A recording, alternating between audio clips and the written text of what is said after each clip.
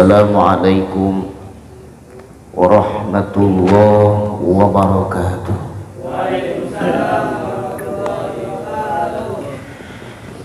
Bismillahi alhamdulillahilladzi qaddara alaina bil jamaah. Nahmadu wa nasta'inu wa nastaghfiru wa min sururi anfusina wa min sayyiati a'malina may yahdihillahu fala mudilla lahu wa may yudlil fala hadiya lahu. Asyhadu an la ilaha illallah wa asyhadu anna Muhammadar Rasulullah. Allahumma shalli wa sallim wa barik ala sayyidina Muhammad khataman nabiyyina wal mursalina wa ala alihi wa sahbihi wa sallam. Amma ba'd, fa ya ibadallah ittaqullaha qawlan shadida yuslih lakum a'malakum wa yaghfir lakum dhunubakum wa may yuti'illaha wa rasulahu faqad faza fawzan 'azima. Wa qala Allah ta'ala fil kitabihil karim wa huwa asdaqul qailin. A'udzu billahi minasy syaithanir rajim.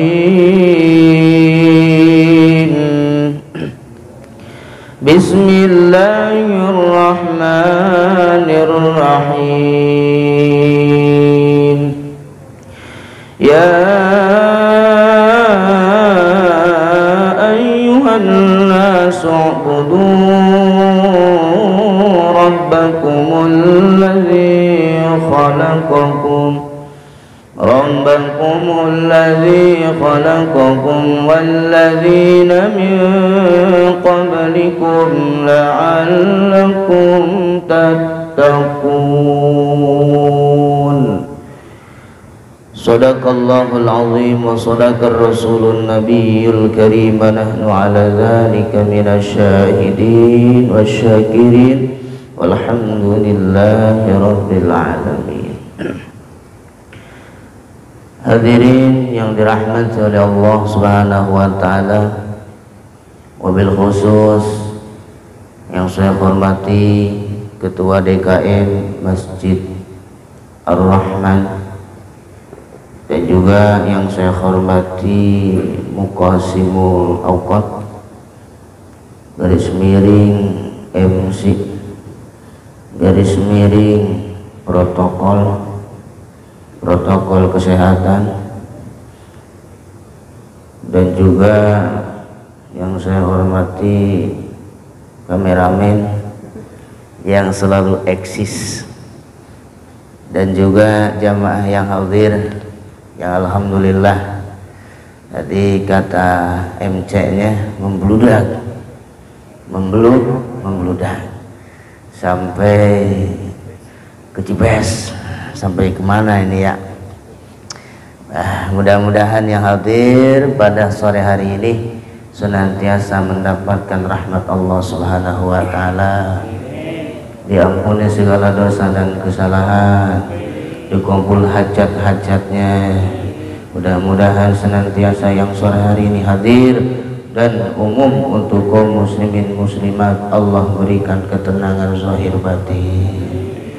Mudah-mudahan Allah kabulkan maksud-maksud kita. Mudah-mudahan yang masih berkelana mencari sesuatu segera ditemukan, termasuk jomblo-jomblonya mudah-mudahan cepat laku kabeh. Allahumma amin. Yang jomblo ada di sini, jomblo ada? Mana? Kalau ada yang jomblo pengajlis. Ngapain? Ada cewek di sono kagak ngaji. Pertama, bersyukur kepada Allah Subhanahu wa taala dengan ucapan alhamdulillahirabbil alamin. Salawat beserta salam semoga selalu terlimpah curahkan keharibaan baginda alam yang mulia Nabi Yuna, Nabi Agung, Nabi besar Muhammadin sallallahu alaihi wasallam. Harapan kita diaku sebagai umat dan berhak mendapatkan syafaat ila yaumil qiyamah. Allahumma amin ya rabbal alamin. Melanjutkan kajian yang selanjutnya, yakni kitab Mukhtarul Hadis, Mukhtarul Hadis nomor hadis 9, bahwasannya baginda Rasul sallallahu alaihi wasallam bersabda, ablighu hajatan ma la yastati' iblaghin hajatihi. Ablighu nekano sapa sira hajatan ing kebutuhane man wong Sulaiman layas tamti kang ora mampu sapa man imlagi hajati ing nekaakeun hajate si man. Faman mengkau utawi sapane wong iku ablagha nekakeun sapa man sultanan hajataman ing pamimpin hajataman ing hajate wong la yastati kang ora mampu sapa man iblagha ing nakani hajate siman. Sabata mungko bakal netepakeun sapa Allah taala Gusti Allah taala qadamaihi ing delamakan lorone siman ala sirati ngatasé wat yaumal kiamah ing dalem dina kiamah. Paham? Kagak. Rasul sallallahu alaihi wasallam bersabda, ablighu hajatan ma la yastati'u iblaghi hajatih. Barang siapa yang membantu hajatnya, kebutuhannya seseorang yang seseorang tersebut tidak mampu untuk menjalankannya, maka niscaya Allah akan menetapkan kedua telapak kaki kita ketika melewati jembatan Shiratal Mustaqim pada hari kiamat. Faman ablagha sultanan, jikalau seseorang jadi pemimpin berarti menggunakan hak kepemimpinannya. Contoh misal ada orang susah, ada warga masyarakat contoh pengen bikin KTP, berarti ini kudu dipermudah oleh sultan. Berarti sultan di sini dalam hal ini adalah ketua RT. RT kudu mempermudah. Lalu naik lagi, kita ingin sesuatu hal apa oleh pemimpin harus dipermudah. Nah ini kelak pemimpin yang seperti ini Allah akan tetapkan kakinya ketika melewati jembatan Shiratal Mustaqim. Lalu jikalau di dalam hadis yang lain sama fungsinya, barang siapa yang senantiasa membantu dan meluangkan daripada kebutuhan saudara seiman seagamanya, maka kelak Allah akan senantiasa memberikan kemudahan bagi dirinya fid dini wa dunya hazal akhirah. Amin ya rabbal alamin. Kita punya teman lagi kesusahan, kudu dibantu. Contoh teman tanggal tua minjem cuan sama kita, kira-kira dikasih jangan? Hah? Lihat-lihat orangnya. Wah ini mah dia nginjem baik, dia mah gantiin kagak ini mah. Gimana ini kalau begini ya? Nginjem baik ngegantiin kagak. Nah, ya kasih kalau ada mah. Nah orang yang demikian, yang selalu menolong sesama saudara seiman seagamanya, maka dia akan ditolong oleh Allah Subhanahu wa ta'ala. Maka ada 5 keutamaan orang yang senantiasa menolong daripada saudaranya. Yang pertama adalah asbaha insanan mahbuban minallah, Allah akan mencintai seseorang tersebut dengan sifatnya. Jadi kalau orang nolong orang, yang pertama jadi manusia yang dicintai oleh Allah. Asbaha insanan mahbuban minallah. Ya. Jadi kudu saling bantu membantu, bahu membahu, membantu dalam hal kebaikan, membantu di dalam hal sesuatu yang sifatnya bisa menggerakkan dirinya ibadah, kudu dibantu. Kalau begitu nanti dibantu sama Allah.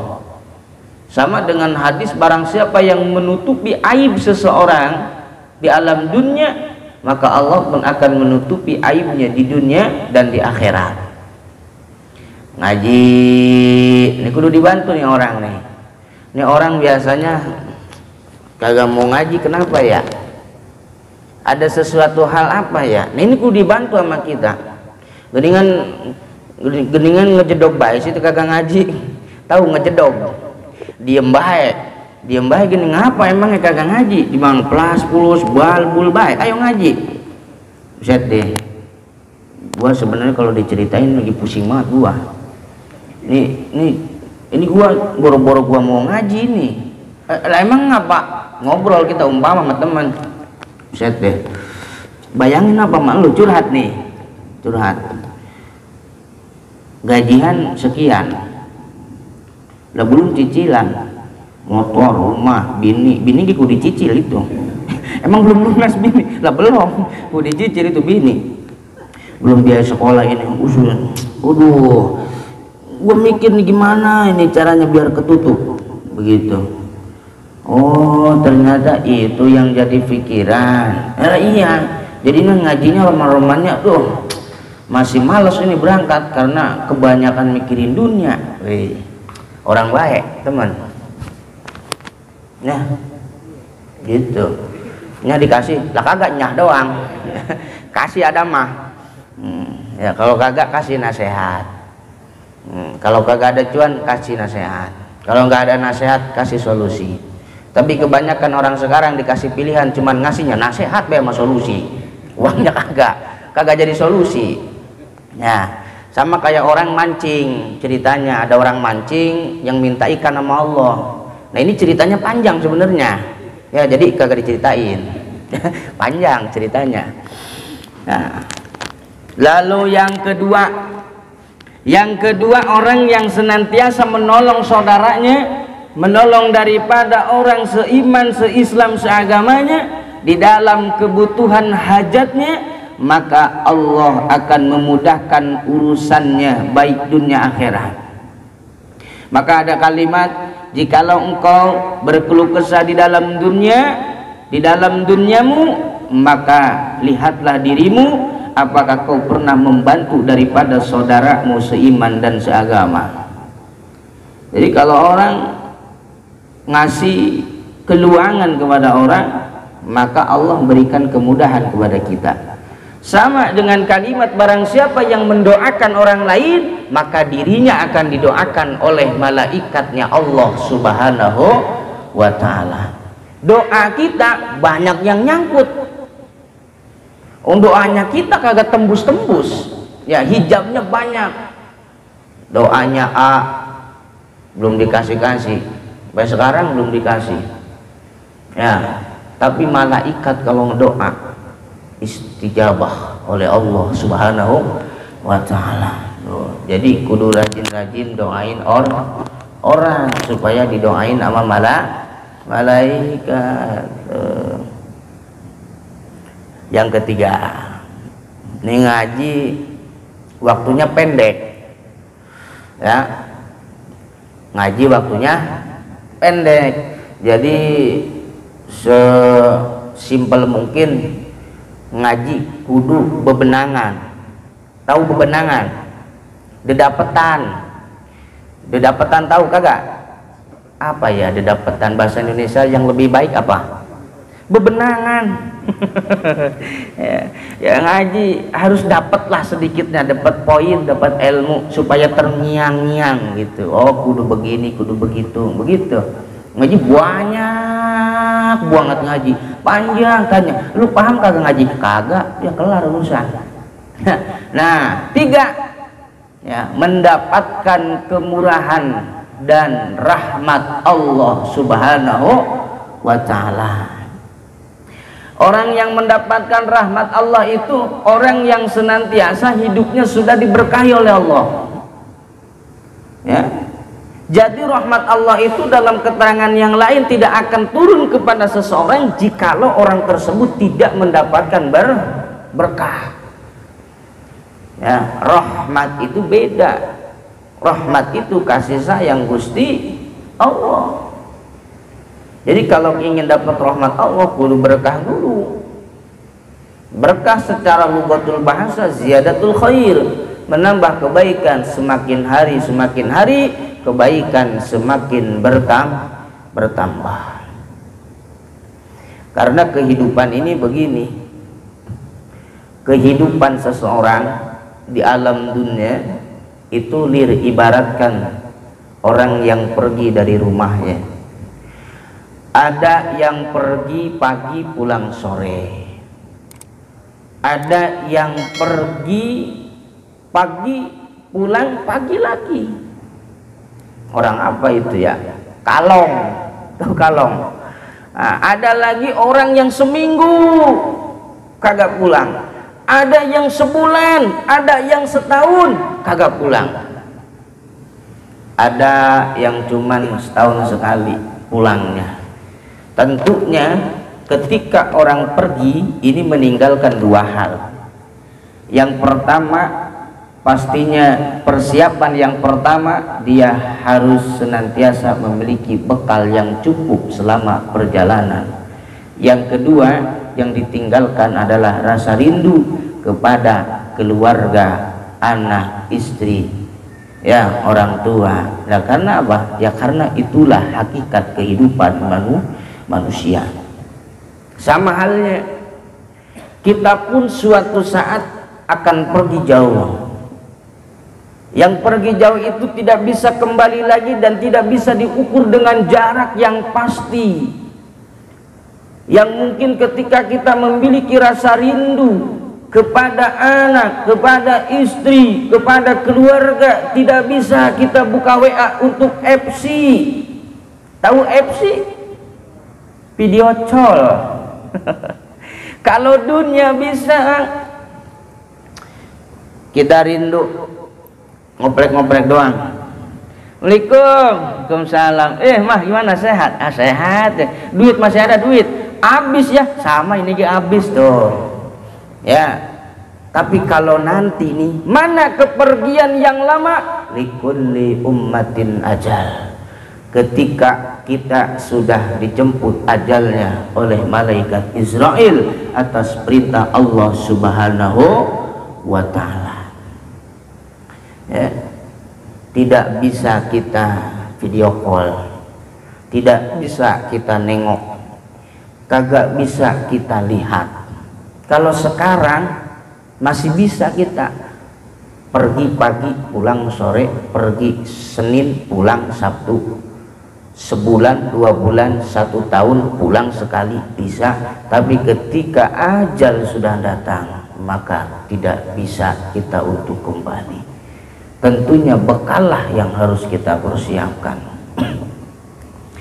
Lalu bekal apa yang harus kita persiapkan? Maka di dalam Al-Quran Allah menggambarkan seseorang yang senantiasa di alam kuburnya menjerit kepada Allah hanya untuk dikembalikan ke alam dunia untuk senantiasa beribadah kepada Allah. Maka Allah berfirman, kalla, tidak mungkin. Sesungguhnya kalimat-kalimat yang dilontarkan ahli kubur kepada Allah hanya merupakan suatu khayalan. Suatu khayalan, dan ini adalah Al-Quran. Ya Allah ya Rabb, kembalikan kami ke dalam dunia, kembalikan kami ke alam dunia ya Rabb, bukan untuk melihat istri, bukan untuk melihat anak, bukan untuk melihat harta, tapi kami kembalikan ke alam dunia untuk senantiasa beribadah kepadamu ya Rabb. Qala Allah, kalla, tidak mungkin. Nah ini, maka jamaah rahimakumullah, ketika Allah masih memberikan kesempatan kepada kita, pergunakan kesempatan itu semaksimal mungkin, sebaik mungkin, senantiasa beribadah kepada Allah Subhanahu wa ta'ala. Nah ini kan gambaran, ini gambaran yang sudah nyata dan real ada ya. Kita saja bisa kita alami dan kita bisa memfungsikan pikiran kita. Sok nggak percaya ya, ini nyata. Kita nih, ada orang Garut, ada orang Tasik, ada orang Jawa, ada orang-orangan ya. Ini pergi dari kampung ke sini Bekasi, namanya merantau. Ada yang pulang 1 minggu sekali. Kalau sehari sekali nggak mungkin kayaknya ya. Kang Her Pemalang, dia berangkat kerja pagi, pulangnya sore, pulangnya langsung ke Pemalang. Kira-kira mungkin tidak? Tidak mungkin. Ada yang pulang 1 minggu sekali, ada 1 bulan sekali, 1 tahun sekali, dan ini adalah kehidupan yang kita jalani, dan tidak menjadi mustahil ketika ajal dijemput oleh Allah Subhanahu wa ta'ala. Maka Nabi mengatakan dunia adalah sebuah tempat persinggahan sementara, dan dunia bukan tempat tinggal, melainkan tempat kita meninggal. Nah, hadirin rahimakumullah. Nomor 3. Udah ya, nomor 4. Nomor 4, di antara orang yang senantiasa rajin menolong saudaranya, mempermudah urusannya, maka yang nomor 4 adalah bisa mengeratkan kerukunan di dalam hubungan sosial, bisa menambah keharmonisan di dalam sosial. Tetangga sama tetangga bisa akur terus ya, cuman gara-gara hal yang sepele. Sebenarnya membikin orang bahagia itu tidak harus mewah, tidak. Contoh yang kecil,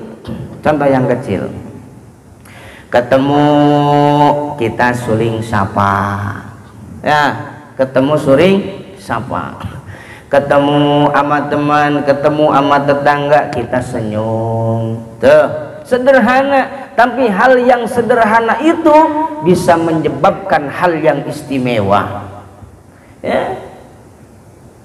Kang, mau kemana? Biasa kerja. Padahal kita sudah tahu dia mau berangkat kerja, tapi kan jarang kalau orang ditanya jawabnya gini, Kang mau kemana Kang? Emang lu kagak lihat gua teh ini mau kerja gua, lalu pakai nanya baik. Jarang orang begitu ya. Kayak emak-emak nanya ke emak-emak lagi, Mak lagi sesapu.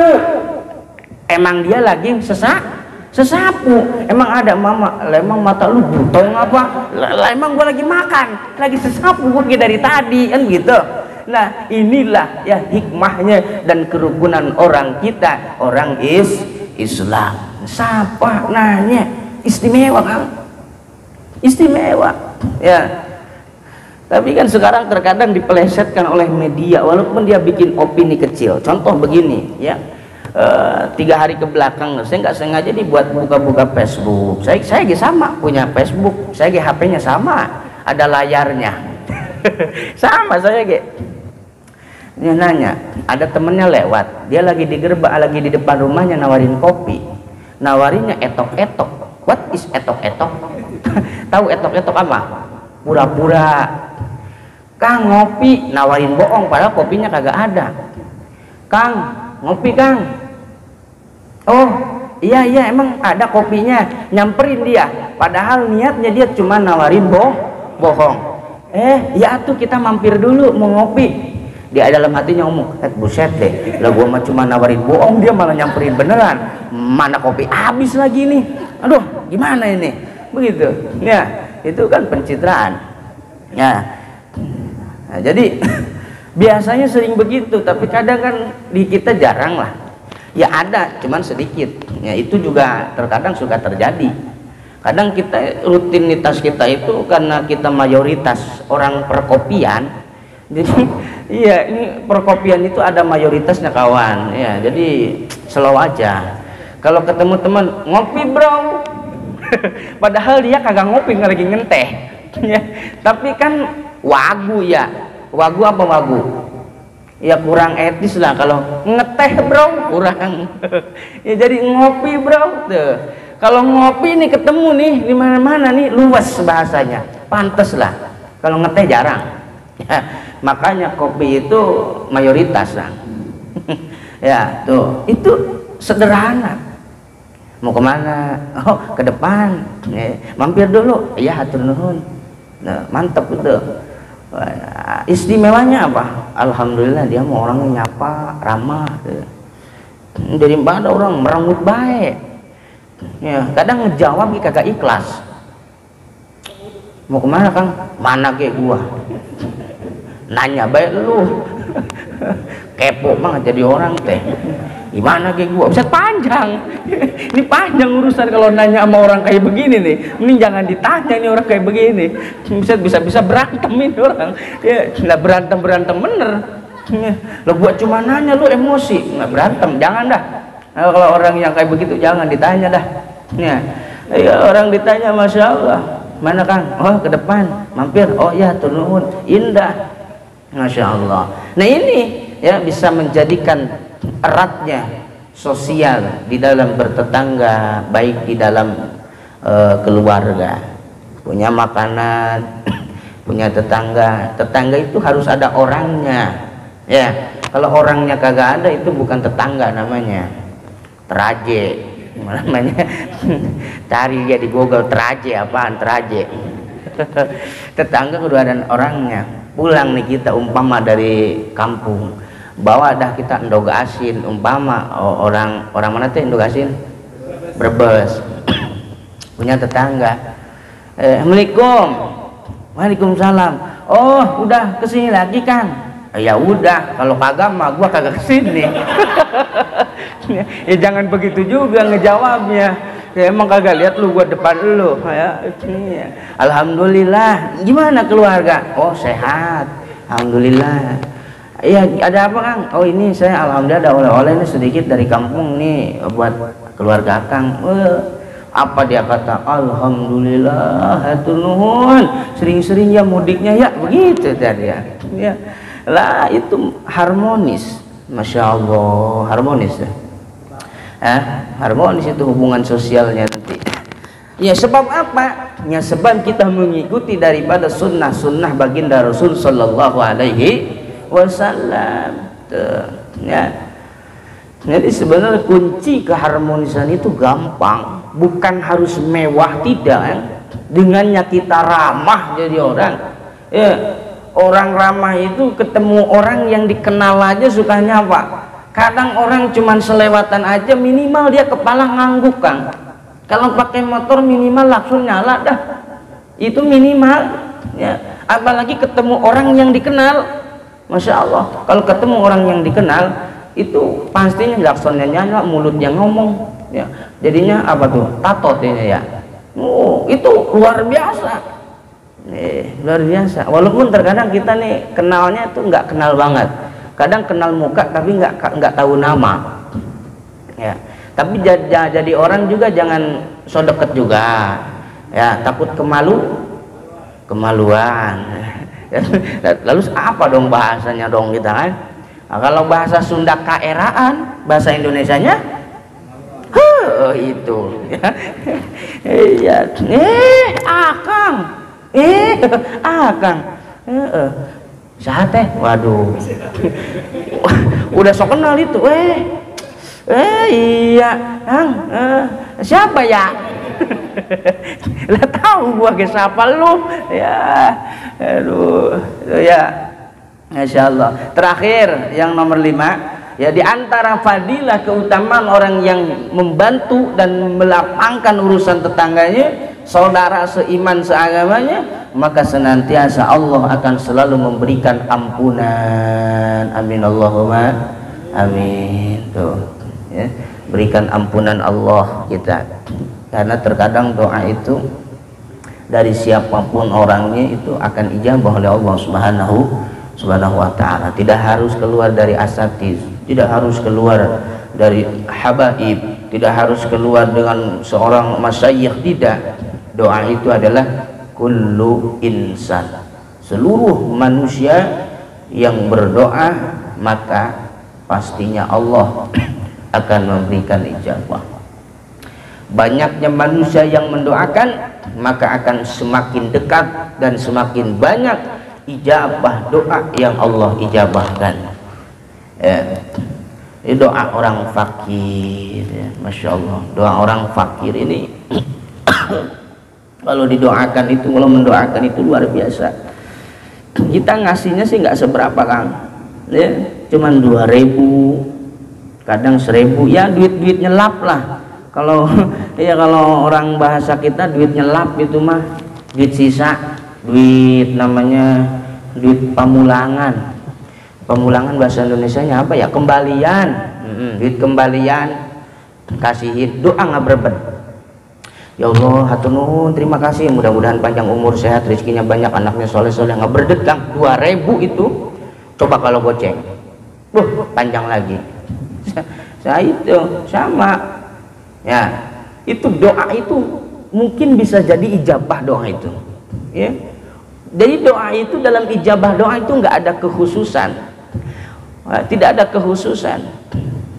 Dan orang yang soleh yang doanya ijabah, kesolehannya pun tidak menjadi tolak ukur. Apakah soleh dalam zahir, apakah soleh dalam batin, dan ini sulit. Ya, kesolehannya zahir batin. Nah, ini yang sulit. Tampangnya soleh, luarnya soleh, batiniahnya wallahu a'lam, nggak ada yang tahu. Doanya dijabah, tapi lama, nggak tahu kapan.